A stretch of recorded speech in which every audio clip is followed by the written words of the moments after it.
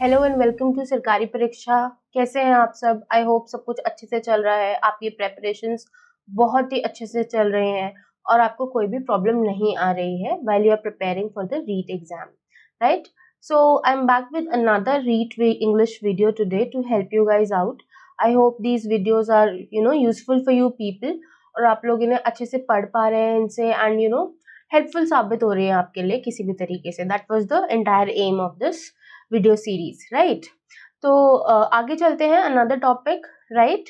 Today's topic is important literary terms and figures of speech. See guys, अभी तक हमने जितने भी टॉपिक्स करे हैं, हमने पेडागोजी की बात करी है, हमने इंग्लिश ग्रामर की बात करी है, we have talked about sounds, knowledge of English sounds and symbols etcetera. Another key and relevant topic जिससे आपके 2 या 3 क्वेश्चंस आते ही आते हैं और जो आपके कॉम्प्रिहेंशन पैसेजेस में भी आता है, that is literary terms and figures of speech. अगर हम बात करें फिगर्स ऑफ स्पीच की, तो what is figures of speech? Can anybody make a guess? Figures of speech का मतलब क्या है? एक स्पीच का यूज करते हैं आप लोग. मैं और आप स्पीच दे रहे हैं, मैं और आप बोल रहे हैं, the way we speak, right? That is speech. Understood?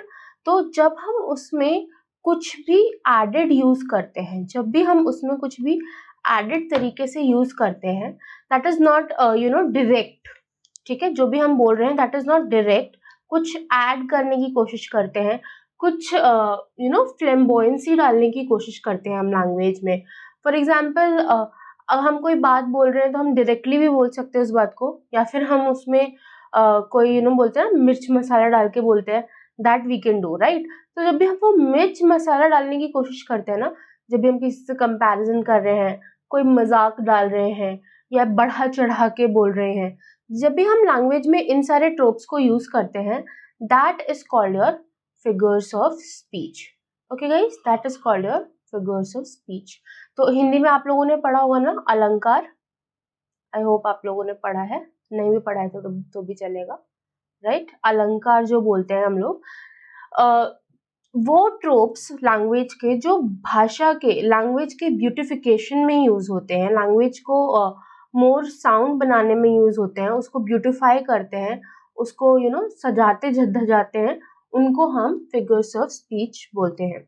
English में there are n numbers of figures of speech, लेकिन हम वही इंपॉर्टेंट फिगर्स ऑफ स्पीच करेंगे जो हमारे एग्जाम में अक्सर पूछे जाते हैं. Okay, and then we have important literary terms. ठीक है, यूजुअली इसमें टाइप्स ऑफ पोएट्री या ड्रामा जो होते हैं वो हमने डाले हैं, तो we will have a look at them also. ठीक है, so this is a very important topic और इसमें से आपके 3-4 क्वेश्चन एग्जाम में श्योरली आएंगे ही आएंगे, तो हम भूल के नहीं चल सकते हैं. ओके, आगे बढ़ते हैं. इंपॉर्टेंट फिगर्स ऑफ स्पीच की बात करें, using original figures of speech in our writing is a way to convey meanings in fresh unexpected ways. So whenever if you are writing something और उसमें आप figures of speech डाल देते हैं, तो आप क्या कर रहे हैं? Beautification of language. As I just said, it causes beautification of language. तो एक बात बहुत लोग कहते हैं, ठीक है, एक ही सेंटेंस को बहुत लोग कन्वे कर रहे होंगे, लेकिन अलग अलग तरीके से अगर हम कन्वे करते हैं तो वो डिफरेंट हो जाता है, हमारी लैंग्वेज बेटर हो जाती है, बेटर साउंड करती है, बेटर लिखी जाती है, बेटर पढ़ी जाती है. तो जब भी आप पढ़ाई करते हो, for example if you are reading a book, तो जिस बुक में सीधे सीधे लिखा हुआ, वो मोनोटोनस साउंड करने लग जाता है कि हाँ, ये यहाँ गया, यहाँ गया, यहाँ गया, ये यहाँ ऐसे गया था, ये उससे मिलते हुए गया था, ये जैसे चल रहा था, it was looking like a tiger, ये जैसे फील कर रहा था. ठीक है, ऐसा होता है ना बुक्स में. So that trope is very important whenever we are talking about language, right? That trope makes language more interesting. Understood? So that is called your figures of speech. Number 1 figures of speech में आप देखिए, यहाँ पे we have alliteration. alliteration बहुत ज़्यादा use होने वाला figures of speech है और आप लोगों ने कई बार देखा होगा, whenever you are reading any sort of poetry, for example, या फिर आप स्कूल में जब छोटे थे आप लोग, तो you used to have tongue twisters, right? बोलो, ये बोल के दिखाओ, right? तो उस सब में भी हम alliteration का यूज करते हैं. What is alliteration? The repetition of an initial consonant sound. This is very important. Consonant sound का repetition है यहाँ पे. For example, let's have a look. She sells sea shells, ठीक है, ये देखिए स श स, ठीक है, कॉन्सोनेंट साउंड है। नेक्स्ट देखिए, Walter wondered where Winnie was, व सब में, राइट। सो कॉन्सोनेंट साउंड, जो फर्स्ट साउंड है हमारे वर्ड का कॉन्सोनेंट साउंड, उसका रेपिटेशन हर एक वर्ड में हो रहा है। This trope is called your alliteration, this figures of speech is called your alliteration, okay. बहुत बार ये यूज होता है, okay. Blue baby bonnets Bob through the bay, ठीक है। Nick needed new notebooks, Fred fried frogs legs on Friday, फ, ठीक है। So this is called your alliteration. This is very very important. Consonant sound का, initial consonant sound का मतलब जो आपका वर्ड है उसमें जो फर्स्ट साउंड है उससे ही सारे वर्ड्स के फर्स्ट साउंड मैच होने चाहिए, तब आपका अलिट्रेशन यूज होता है। I hope this is clear to you people. Let's move on. Next is anaphora, ठीक है। एनाफोरा थोड़ा सा डिफरेंट है अलिट्रेशन से। The repetition of the same word और phrase at the beginning of successive clauses और वर्सेस। वहां पर हमने सिर्फ साउंड की बात करी थी, यहाँ पे हमारे पास वर्ड और फ्रेज होना चाहिए। सेम वर्ड और फ्रेज जब रिपीट हो रहा होता है एक सेंटेंस में या एक क्लॉज में या एक वर्स में, तो उसको हम एनाफोरा बोलते हैं। For example, I saw, I came, I saw, I conquered. I. This line is from Julius Caesar, a very renowned play by Shakespeare. आप लोगों ने पढ़ा भी होगा, ठीक है। So I यहाँ पे repeat हो रहा है, देखिए, right? So this is your anaphora. I यहाँ पर आपको anaphora का वो दे रहा है, तीनों ही उसमें words में repeat हो रहा है। Mad world, mad kings, mad composition, mad repeat हो रहा है, ठीक है। So this is called your anaphora. Another one is, it was the best of times, it was the worst of times, it was the age of wisdom, it was the age of foolishness. This is from A Tale of Two Cities, a very amazing, one of the most amazing classics present today. इसमें तो आप anaphora का पूरा example देख सकते हो। जो इसका फर्स्ट पैराग्राफ है, the first paragraph of this novel itself is filled with this anaphora. It से ही सारे आपके verses start हो रहे हैं, ठीक है। It से ही आपके सारे clauses start हो रहे हैं। So it is one of the best examples of anaphora that you can see. Okay, let's move on. Next we have is antithesis. That is, antithesis थोड़ा सा different हो जाता है। यहाँ पर किसी चीज का repetition नहीं हो रहा है। Okay, what is happening here is juxtaposition of contrasting ideas. ठीक है, एक ही फ्रेज में हमने दो टाइप के आइडियाज को बैलेंस करके लिखा होता है, ठीक है। For example, let's say Abraham Lincoln का कोट है हमारे पास, folks who have no vices have very few virtues. अब यहाँ पे these are very important terms, vices and virtues. Vices मतलब बुराइयां, ठीक है, वर्च्यूज मतलब अच्छाइयां, ठीक है। तो जिनमें कोई बुराई नहीं होती उनमें बहुत कम अच्छाई होती है, ठीक है। Two contrasting ideas are put together in a phrase in a balanced manner, ठीक है। दोनों ही हैं और एक ऑपोजिट आइडिया को जता रहे हैं। Similarly, if you remember one of those important sayings, the sentence that was said by Neil Armstrong, the first man to step on the moon. What was the sentence? That's one small step for man and a giant leap for mankind. ठीक है, small step, giant leap. Small step, giant leap. Opposite ideas are juxtaposed, are kept together in a manner that they bring out each other's meaning. ठीक है. Next we have apostrophe, directly addressing a non-existent person or an inanimate object as though it were a living being. This is something that we use in our daily life. ठीक है, सुबह आप लोग late हो रहे होगे, right? तो क्या होता है, ये नहीं, कुछ नहीं मिल रहा है आपको, कीज नहीं मिल रही हैं, तो आप कीज से बात करने लग जाते हो, कहाँ चले गई तुम, मिल जाओ, right? So you are talking to a key as if it is going to respond to you, right? So you are addressing a non-existent person, a non-living thing or an inanimate object as it is going to reply back as it has the properties of a living thing. ठीक है, for example, oh you stupid car, you never work when I need you to. ठीक है, मैंने बताया ना everyday life में इसको हम यूज करते हैं। यूजुअली मॉर्निंग के टाइम पे जब आप बहुत एग्जॉस्टेड हो रहे होते हो, इन अ हरी होते हो एंड एवरीथिंग इज फिटर पैटर, तो आप यूजुअली इसको यूज करते हो। ठीक है, नेक्स्ट वी हैव एजोनेंस। ठीक है, एजोनेंस हमारा थोड़ा डिफरेंट हो जाता है। किस बेसिस पे डिफरेंट है कि अभी हमने जो पहला किया था alliteration, that was repetition of consonant sounds. Assonance में क्या होता है, हमारे इंटरनल वोवल साउंड्स रिपीट होते हैं। एग्जैक्टली ऑपोजिट है ये हमारा अलिट्रेशन का। ठीक है, opposite of alliteration. How is it opposite? Alliteration में हमने कॉन्सोनेंट साउंड्स को यूज किया था, और कॉन्सोनेंट साउंड्स भी कौन से थे? Initial consonant sounds, right. इसमें क्या होता है, इंटरनल वावल साउंड्स रिपीट होते हैं, internal vowel sounds. Okay, so repetition of internal vowel sounds in a group of words या फिर in a phrase are called your assonance. For example देखिए, for the rare and the radiant maiden whom the angels named Lenore. ठीक है, rare, air, radiant, maiden, angels, named, ए का sound सब में यहाँ पर रिपीट हो रहा है। ठीक है, can you see that? So this is called your assonance, understood. जहां पर हमारा vowel sound, internal vowel sound repeat होता है, वहां पर हम उसको एजोनेंस बोलते हैं। Okay, therefore all seasons shall be sweet to thee। ठीक है, seasons, ई का साउंड, राइट, स्वीट, बी, सब में ई का बड़ा ई जो होता है आपका, उसका साउंड रिपीट हो रहा है। Okay, understood. I hope this is clear to you people. You can have a look at the rest of the examples itself. Okay, next आता है हमारा chiasmus, again a different thing. ठीक है, a verbal pattern in which the second half of an expression is balanced against the first but with the parts reversed. ठीक है, क्या हो रहा है यहाँ पर?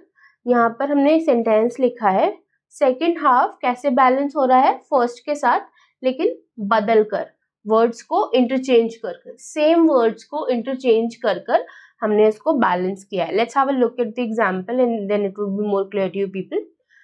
The famous chef said people should live to eat and not eat to live. यहाँ पे देखिए, लिव टू ईट को चेंज कर दिया ईट टू लिव में। ठीक है, सेम वर्ड्स है, पैटर्न चेंज कर दिया to form an expression, to form a balanced expression. ठीक है, और देखते हैं इसके example. Injustice anywhere is a threat to justice everywhere। ठीक है, यहाँ पे देखिए, anywhere, injustice anywhere, justice everywhere, understood। So this is how we do this in chiasmus, यहाँ पे पैटर्न बदल दिया जाता है वर्ड्स का to express something। ठीक है, to express a balanced expression। Okay, let's move on। Euphemism again is very important. जब भी हम रीड जैसे एग्जाम की बात करते हैं तो इनमें euphemism is very important. One of the key questions come from euphemism, specially जब हम अनसीन पोएट्री की बात करते हैं रीट में, तो अक्सर आपके फिगर्स ऑफ स्पीच से ही उसमें क्वेश्चन आते हैं, और यूफेमिज्म से अक्सर आपका क्वेश्चन आता ही है। ठीक है, the substitution of an inoffensive term for one considered offensively explicit. ठीक है, फॉर एग्जाम्पल जो भी वर्ड्स होते हैं ना, that is not considered proper. ठीक है, प्रॉपर वर्ड्स जो हम कंसिडर नहीं करते while talking in general language, एक फॉर्मल तरीके से बात करते वक्त जिन वर्ड्स को हम प्रॉपर नहीं कंसिडर करते, उनको जब हम चेंज कर देते हैं थोड़ा सा, उनको हम इनडायरेक्टली बोल देते हैं इन अ वेग मैनर। ठीक है, ताकि वो हार्श ना साउंड करे, या ऑफेंसिव ना साउंड करे, या फिर वल्गर ना साउंड करे, उस चीज को हम बोलते हैं euphemism. For example, we are teaching our toddler how to go potty. ठीक है, so instead of using the proper term we have used the term potty here. Okay, next देखिए, a little thin on top instead of going bald. ठीक है, तो somebody who is losing their hair, instead of saying you are going bald, we'll say you're getting a little thin on top. That is called euphemism. Fell off the back of a truck instead of stolen, stolen की जगह हम क्या बोल रहे हैं, fell off the back of a truck. Letting you go instead of firing you. ठीक है, this is one of the important terms जो अक्सर कॉमन डे लाइफ में यूज होता है. So instead of saying firing you we simply ये letting you गो. ठीक है, another one that is more common is passed away instead of died. ठीक है, instead of saying someone has died we say someone has passed away. I hope this is clear to you people. Euphemism is indirectly addressing something in a less inoffensive or blunt manner. Okay, we have next is hyperbole, another very important figure of speech with respect to the REIT exam. बहुत important है hyperbole. Hyperbole नाम ही itself suggest कर रहा है आपको, hyper, something hyper, right. जब भी हम किसी भी चीज को इन एन एग्जैजरेटेड मैनर बोलते हैं, फॉर एग्जाम्पल बढ़ा चढ़ा के बोलते हैं, हिंदी में बोलते हैं ना बहुत बढ़ा चढ़ा के बोल रहा है, राइट.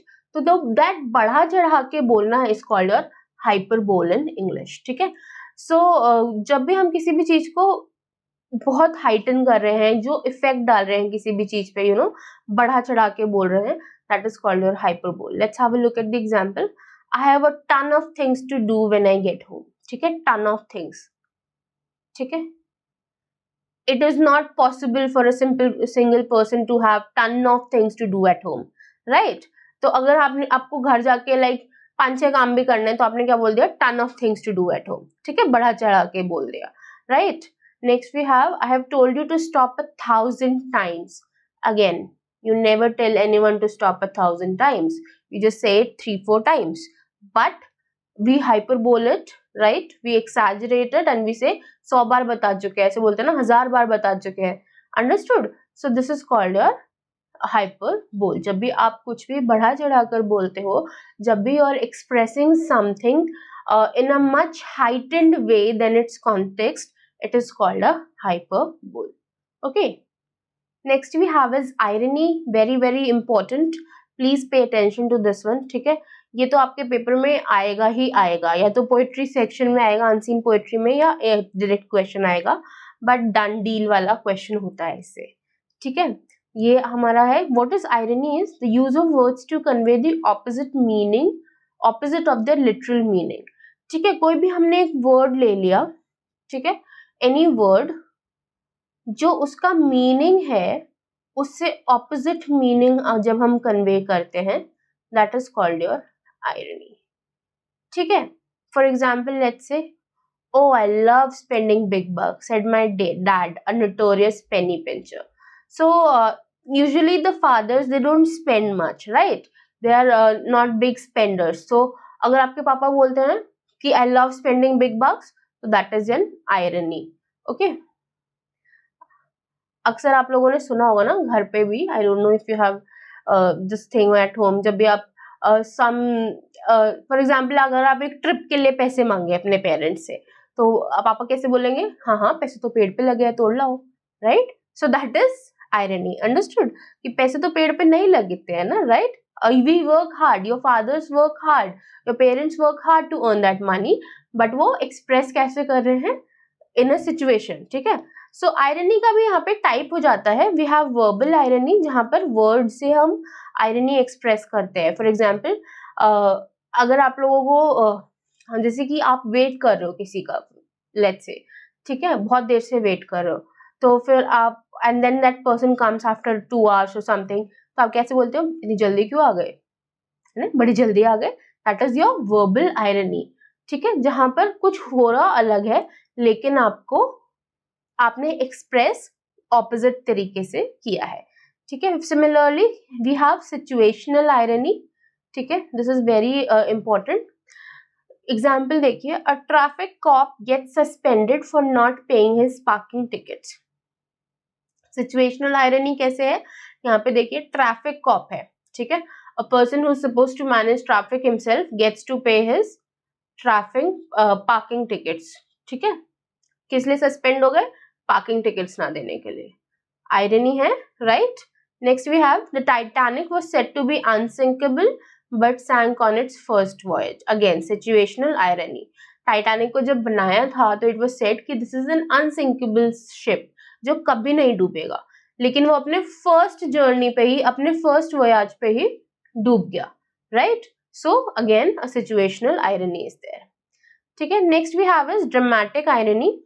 ड्रामेटिक आयरनी एक बहुत इंपॉर्टेंट ट्रोप है। अगर आप किसी भी टाइप के प्लेस पढ़ते हैं specifically, if two name one Ben Jonson place या समथिंग, तो इनमें आपका ड्रामेटिक आयरनी बहुत ज्यादा होता है। ड्रामेटिक आयरनी आप लोगों ने प्लेस तो इतने नहीं पढ़े होंगे। लेट्स से आप मूवी देखते हो, राइट? और मूवी के स्टार्टिंग में ही आपको पता चल गया है कि who is the killer, understood? It is revealed to you that who is the killer, but it is not revealed to the characters in the plot, characters in the movie. तो आप बोलते हैं ना उधर मत जाओ, ठीक है? फॉर एग्जाम्पल हॉरर मूवी देखते हो तो बोलते हो बेसमेंट में मत जाओ, बेसमेंट में मत जाओ, right? So that is called dramatic irony, where the audience know what is being done, ठीक है? But the actors or the characters of that particular play or a movie or whatever don't, ठीक है? That is called dramatic irony. So this is a very strong trope when we talk about, you know, plays of classical times. Okay, let's move forward. I hope irony is clear to you people. Metaphor. Next आता है आपका metaphor. एक question इससे भी आप done समझिए, ठीक है? वेरी वेरी इंपॉर्टेंट, थोड़ा सा इजी है मेटाफर, आपने बचपन से भी पढ़ा होगा मेटाफर कई बार। Metaphor is basically an indirect comparison. अगर बहुत सिंपल भाषा में मैं बात करूं तो indirect comparison. This is again something जिसे हम डेली बेसिस पे in our daily language use करते हैं, ठीक है? मम्मी बोलती है ना आप लोगों के घर में, तू तो मेरा शेर बेटा है, राइट? ऐसे टाइप करके। तो आप शेर तो नहीं हो, राइट? यू नॉट शेर, but you are being called शेर, you are being called a lion, attributing the tropes of a lion to you. What are the tropes of a lion? That a lion is supposed to be brave, fearless, right? तो आपको से कुछ ऐसा काम कराना पड़ेगा जिसमें आपको जनरली डर लगे, तो मम्मी बोलेगी तू तो मेरा शेर बेटा है, राइट? ताकि आप fearless फील करके उस काम को कर दो, ठीक है? That is your metaphor. So one of the famous sentences of metaphor is all the world's a stage, ठीक है? पूरा वर्ल्ड स्टेज है, ठीक है? तो यहाँ पर हम वर्ल्ड को स्टेज से कंपेयर कर रहे हैं, लेकिन हमने सीधे सीधे बोल दिया है कि वर्ल्ड ही स्टेज है। Understood? For example heart of stone, time is money, time is not money, लेकिन time is equivalent to money, ठीक है? So again comparison. I hope this is clear to you people. जब भी हम किसी particular चीज के ट्रोप्स, किसी पर्टिकुलर चीज के कैरेक्टरिस्टिक्स या एट्रीब्यूट्स किसी दूसरी चीज में डाल देते हैं, इनडायरेक्टली किसी दूसरी चीज में डाल देते हैं, तो उनको हम वहां पर हम मेटाफर यूज कर रहे होते हैं, या उस इनडायरेक्ट कंपैरिजन को हम मेटाफर बोलते हैं, ठीक है? I hope this is clear to you people. So let's move on. Next आता है आपका ऑनोमेटोपिया, ठीक है? थोड़ा सा टफ है प्रोनाउंसिएशन, आप वो प्लीज बोलिएगा, ऑनोमेटोपिया। ओके, ये भी something that we use in our daily language. आप लोगों ने कभी बचपन में कॉमिक्स पढ़ी होगी ना? कॉमिक्स पढ़ते हैं तो वहां पर अक्सर टू शो अ जंप ऐसे लिखा होता था ना, वुश, या पानी दिखाने के लिए क्या लिखा होता है, स्प्लैश, ठीक है? These terms, these words that are showing a sound that is supposedly produced in an action, ठीक है? तो फॉर एग्जाम्पल जब भी हम बोलते हैं वूश, स्प्लैट, बज, ठीक है? सो दीज आर टर्म्स जो एक साउंड को रिफ्लेक्ट करते हैं, ठीक है? जब भी हम बोलते हैं ना something is buzzing, your phone is buzzing, तो वो का जो वाइब्रेट का साउंड होता है, हम उसके बारे में बात कर रहे होते हैं, ठीक है? तो हम किसी भी ऑब्जेक्ट या किसी भी एक्शन से जब एक पर्टिकुलर साउंड का इमिटेशन एड्रेस करते हैं, तब हम उसको ऑनोमेटोपिया बोलते हैं, ठीक है? फॉर एग्जाम्पल देखिए, the clap of thunder went bang and scared my poor dog, bang, ठीक है? दिस इज योर ऑनोमेटोपिया है। Easy enough? Sorry, let's move on. Next we have is oxymoron, ठीक है? Another very important figure of speech is oxymoron. यहाँ पे क्या होता है? A figure of speech in which incongruous और contradictory terms appear side by side, ठीक है, contradictory terms side by side आते हैं। पीस फोर्स, ठीक है, पीस फोर्स बोलते हैं हम हियर, राइट। पीस फोर्स का क्या मतलब हुआ? Some a force that will bring in peace. Peace is not supposed to be brought by force, right, yet we do say it. Free market, free market कैसे हो सकता है? We are in a market, you are supposed to buy things, तो वो free कैसे हुआ, right. सो ये आपको जो ऑक्सीमोरॉन इज ऑपोजिट वर्ड्स जब इकट्ठे आते हैं टू एक्सप्रेस समथिंग, उनको हम ऑक्सीमोरॉन बोलते हैं, ठीक है। He popped the jumbo shrimp in his mouth. Shrimp is supposed to be small in size, yet we are saying a jumbo shrimp, right? Sweet sorrow, ठीक है। How is supposed to be sorrow? दुख, अच्छा मीठा दुख बोल रहे हैं हम, ठीक है ना। फॉर एग्जाम्पल हिंदी में हम बोलते हैं ना खुशी के आंसू, that is an oxymoron, right. आंसू is not supposed to be of खुशी, आंसू दुख के होने चाहिए, बुरा लगता है तब आने चाहिए, लेकिन हम बोलते हैं खुशी के आंसू, ठीक है। सो that is an oxymoron. I hope this is clear to you people. Should we move on to the next? Okay, next we have is personification. Another very important term. यहाँ पर क्या होता है, हम something जो हमने पहले भी पढ़ा, बट इसमें हम थोड़े से और attributes डाल देते हैं। जब भी हम किसी inanimate object को, चीजें जो living नहीं है, उनमें human qualities डाल दें, ठीक है। फॉर एग्जाम्पल यहाँ पे देखिए, the flowers nodded. Flowers don't nod, right? Flowers can't nod, but हम बोल रहे हैं the flowers nodded, ठीक है। The snowflakes danced. Snowflake dance नहीं कर सकते, right? But we are saying the snowflakes danced. So dancing and nodding are human attributes, right? Dancing and nodding are human attributes or qualities.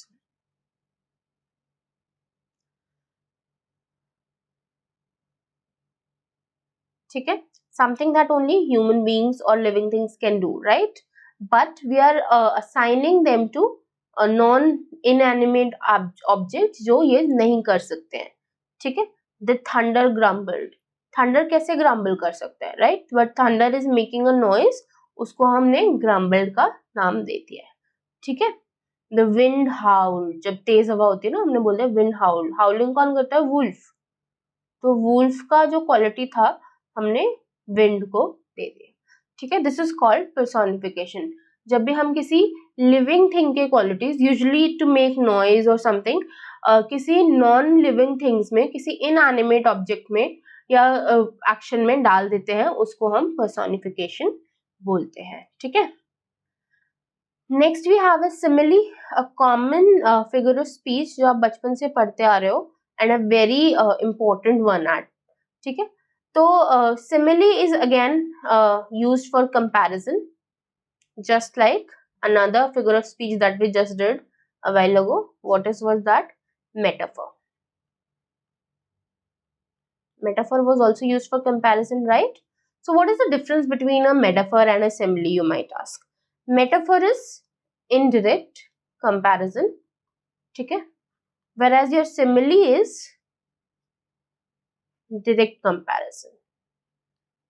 यहाँ पर जब भी आप एक सिमिली किसी सेंटेंस में यूज कर रहे होगे, आप सीधे सीधे बता रहे हो कि ये ऐसे से ऐसा हो गया है, ठीक है। सीधे आप कंपैरिजन दिखा रहे हो, कैसे दिखा रहे हो? With the help of words like as या फिर लाइक, ठीक है। As slippery as a eel, like peas in a pod, ठीक है।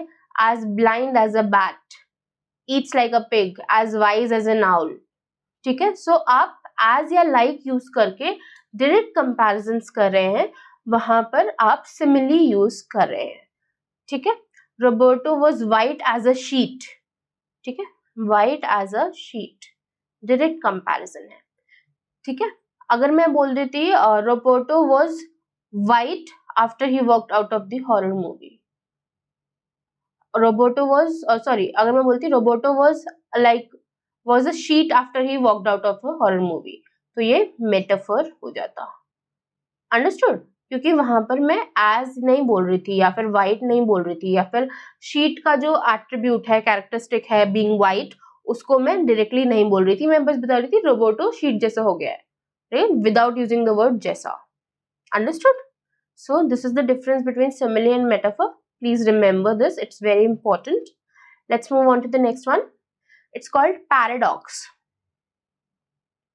A statement that appears to contradict itself. ठीक है, this is the beginning of the end. अपने आप को ही जो statement गलत साबित करे, that is called a paradox. This is the beginning of the end.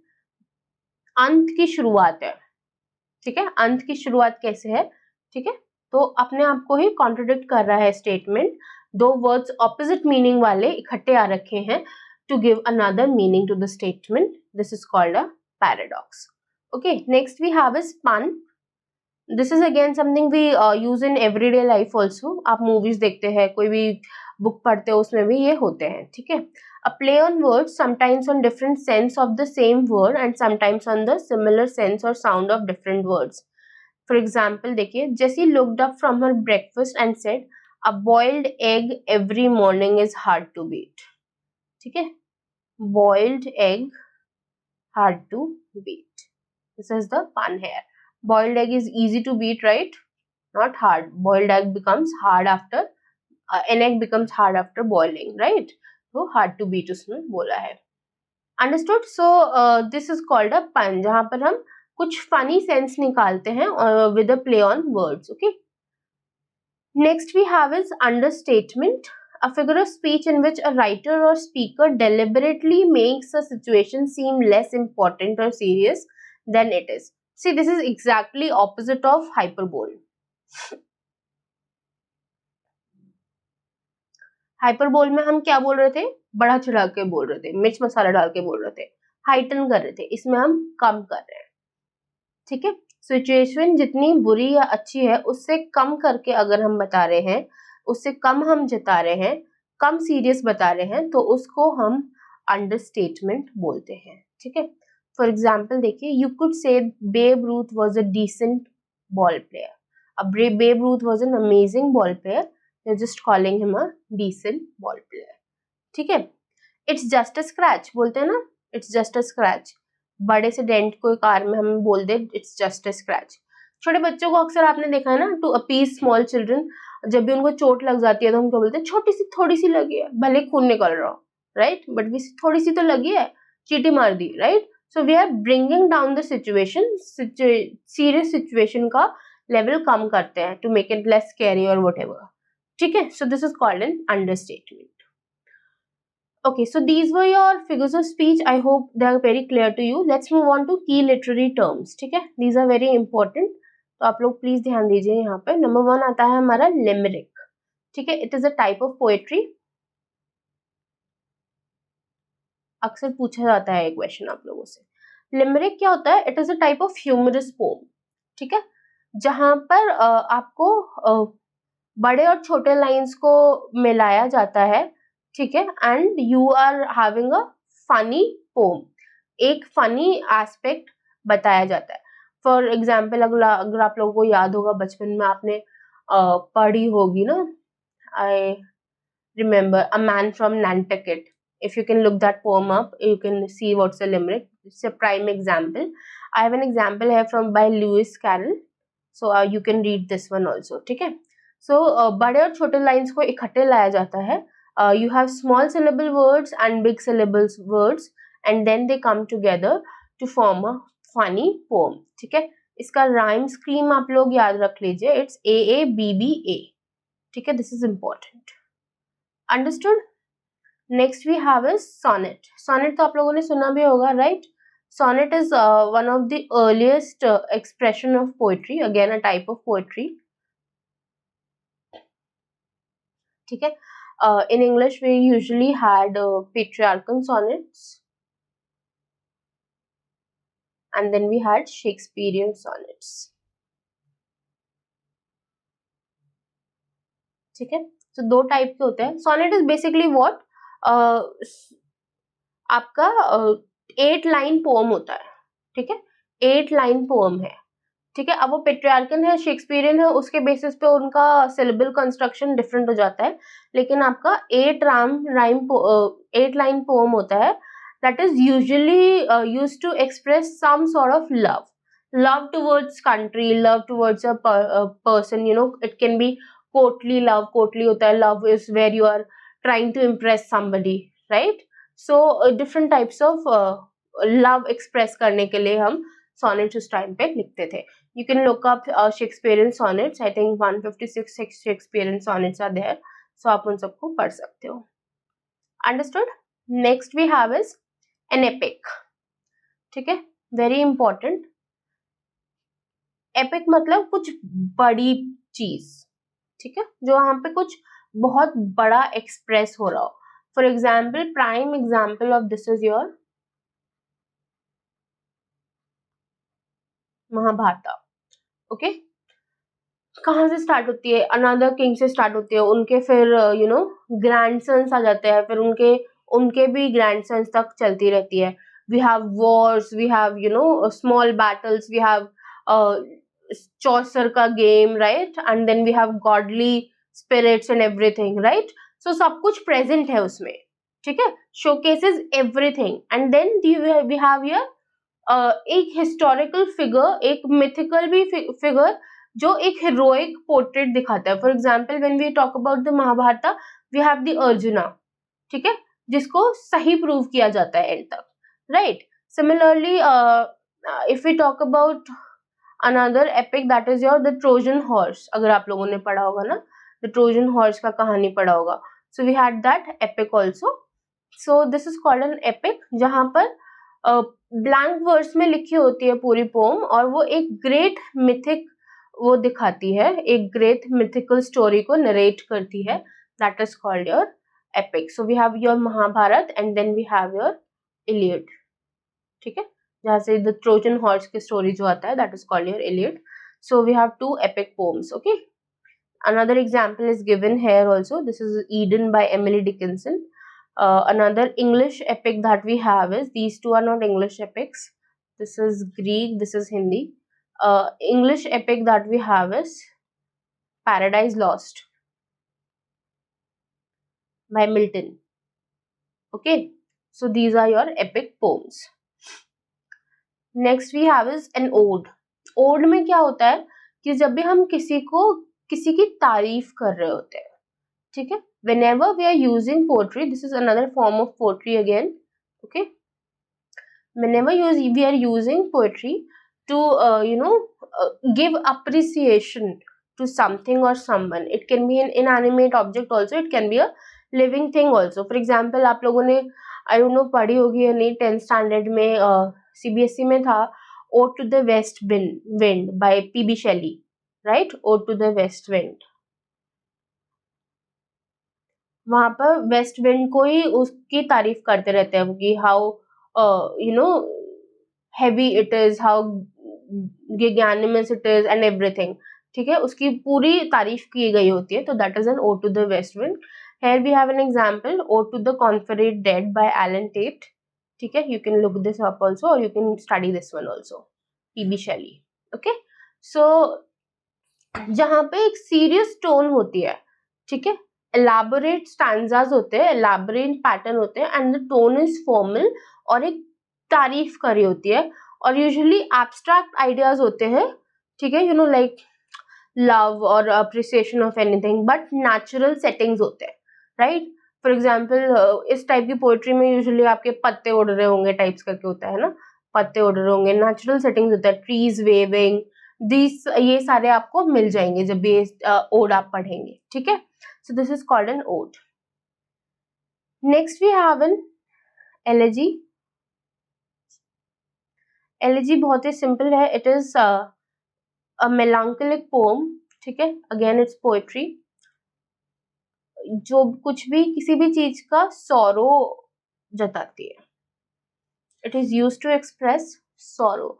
Usually किसी भी सब्जेक्ट का डेथ एक्सप्रेस करने के लिए, या खो जाना, या लूजिंग समवन एक्सप्रेस करने के लिए हम एलेजी लिखते हैं. ठीक है, तो most famous elegy is again country churchyard. Elegy written on a country Churchyard by Thomas Gray. So you can read this. ठीक है. So ये क्या पोम होता है कि पोम का पैटर्न क्या होता है कि एक्सप्रेस करती है कि वो जिस भी इंसान के बारे में बात हो रही है, जिस भी चीज के बारे में बात हो रही होती है, उसके एट्रीब्यूट्स एक्सप्रेस करते हैं, तारीफ करते हैं, and then tries to console the person कि ठीक है ऐसा हो गया but life would be better at the end. ठीक है, that is the pattern of an elegy. Then we have an epitaph.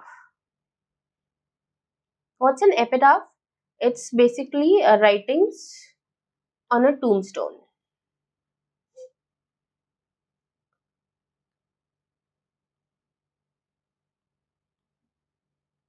ठीक है, writings on a tombstone. Okay, जो भी हम inscriptions करते हैं on a tombstone, that is called your epitaph. ठीक है, for example अगर आपने कभी कोई cemetery देखा हो तो वहाँ पे लिखा होता है ना, beloved brother, father, something, we'll miss you, rest in peace. So these are all called your epitaphs. Okay. Next we have so these were your key important terms and some literary devices that we studied. Okay, let's have a look from previous year papers. Questions देखते हैं कि किस type के questions इन पे हमारे आते हैं. ठीक है, first question देखिए. An elegy is a sad poem usually about someone's death, love poem, prayer, poem about someone's marriage. अभी बताया मैंने, based on someone's death expresses sorrow. So this is your right answer. Okay. A sonnet usually contains 8 lines. Okay, आगे चलते हैं.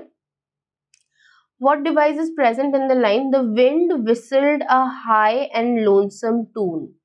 ठीक है, तो इसमें आपको वो फिगर ऑफ स्पीच पता करना है. आयरनी नहीं है, पर्सोनिफिकेशन नहीं है, मेटाफर नहीं है, अलिट्रेशन हाँ बोल सकते हैं, विंड विसल्ड. ठीक है, so alliteration is the right answer. Next देखिए, the sentence the lazy lizard lounged near the lake is an example of, again ल का साउंड हो रहा है. ठीक है, alliteration. Easy enough, right? Next we have, in which of the following figure of speech an inanimate object is endowed with human like qualities? Inanimate object को हम human like qualities दे देते हैं. कौन से figure of speech में? अभी मैंने आप लोगों को पढ़ाया था थोड़ी देर पहले. It is called personification. Easy ना, आप लोग इसको याद रख सकते हैं. पर्सोनिफिकेशन मतलब पर्सन की तरह कर देना. ठीक है, understood. So these are some types of question that we have. ये आपके यूजुअली अनसीन पोएट्री में भी आते हैं फिगर ऑफ स्पीच से, एंड डायरेक्ट क्वेश्चंस भी आपके आते हैं. So I hope this video was helpful for you people, और आप लोगों को समझ आया हो हमने क्या पढ़ा है आज. And you know, figures of speech, जितने भी की फिगर्स ऑफ स्पीच है जो हमारे एग्जाम में आते हैं मैंने कवर किए हैं. And then we had literary terms जो रेपिटेडली आते हैं, वो मैंने सारे आपको कवर करके दिखाए हैं. ठीक है, so I hope this video was helpful to you, और आपके प्रेपरेशन बहुत अच्छे से चल रहे हैं. I will be back with another key topic again very soon, और let's meet next time. So thank you for watching this video. Have a nice day all of you, and kindly like, share and subscribe to our channel.